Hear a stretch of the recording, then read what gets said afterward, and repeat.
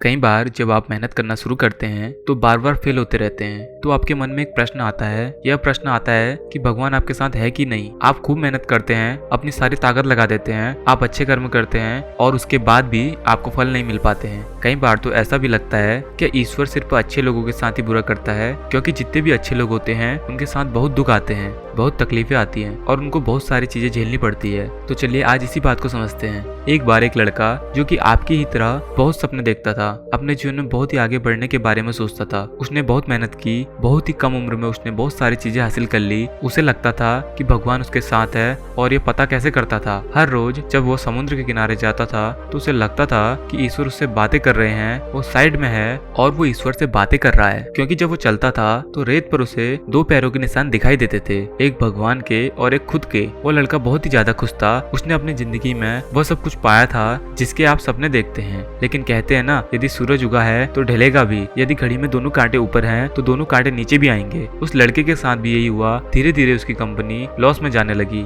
जहाँ करोड़ों की प्रॉपर्टी बन रही थी वहीं करोड़ों का नुकसान होने लगा। जो लोग उसका साथ देते थे वही लोग उसका साथ छोड़कर जाने लगे। उसे बहुत दुख हो रहा था, और सबसे बड़ा दुख इस बात का हो रहा था कि जब वो समुद्र के किनारे घूमने जाता उसे वो पैर के निशान नहीं दिखाई देते थे। इसका मतलब भगवान उसके साथ नहीं थे। वो लड़का बहुत ज्यादा दुखी था, बहुत ज्यादा परेशान था और सोच रहा था कि जब अच्छा समय था तो भगवान मेरे साथ थे, लेकिन जब मेरा बुरा समय आया तो भगवान ने मेरा साथ छोड़ दिया और मेरे अपने भी मुझे छोड़कर चले गए। और वो बहुत दुखी हुआ, लेकिन उसने हार नहीं मानी, उसने हिम्मत रखी और जो भी चीज भगवान ने उसे सिखाई थी उन चीजों को, उन बातों को उस लड़के ने फॉलो किया और फिर से मेहनत करना शुरू किया। फिर क्या था, थोड़े दिन के बाद फिर से उसकी कंपनी खड़ी हो गई। उसे जहाँ बहुत सारा लॉस हो रहा था वो सारा प्रॉफिट होने लगा और वह फिर से खुश हो गया। लेकिन उसने एक चीज कभी नहीं छोड़ी थी, अपने ऊपर विश्वास और समुद्र के किनारे घूमना। जब वो थोड़े दिन के बाद समुद्र के पास गया, सारी चीजें ठीक हो गई थी, उसकी कंपनी फिर से खड़ी हो गई थी। थोड़े दिन के बाद उसने नोटिस किया कि जब वो समुद्र के किनारे घूमने जा रहा है तो एक और पैरों के निशान उसके साइड में बन रहे हैं। उस लड़के ने मुंह फेर लिया और आगे की ओर बढ़ गया। साइड से आवाज आई कि क्या मुझसे बात नहीं करोगे? उस लड़के ने चिल्लाते हुए जवाब दिया कि जब मेरा बुरा वक्त चल रहा था तो आप मेरे साथ नहीं थे, आपने मेरा साथ छोड़ दिया और ये पूरी दुनिया ने भी मेरा साथ छोड़ दिया। मेरी मेहनत और मेरे विश्वास के कारण आज मैं फिर यहाँ पे हूँ। जब मैं सफल हो गया तो तुम फिर मेरे पास आ गए। मुझे जब सबसे ज्यादा तुम्हारे साथ की जरूरत थी उस वक्त कहाँ थे?